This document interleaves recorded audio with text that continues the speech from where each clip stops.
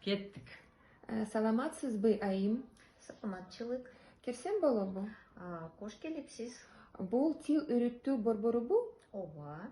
Мен кыргыз тили курсуна жазылсам болобу? Албетте болот. Аты жөнүнүз ким? Мен Наталья Добрынинамын. Жакшы, менин атым Ирина. Сиз кайдан келдиңиз? Мен Бишкектикмин. Сиз кайда ким болуп иштейсиз? Мен эндокринологиялык борборунда башкы дарыгер болуп иштейм. Абдан жакшы. Мен сизди биринчи топко жаздым. Рахмат, айым. Сабак канчан башталат? Сабак кечинде саат 6-да болот. Түшүнүктүү, чын рахмат, айым. Эч нерсе эмес, Наталья айым. Мен келем.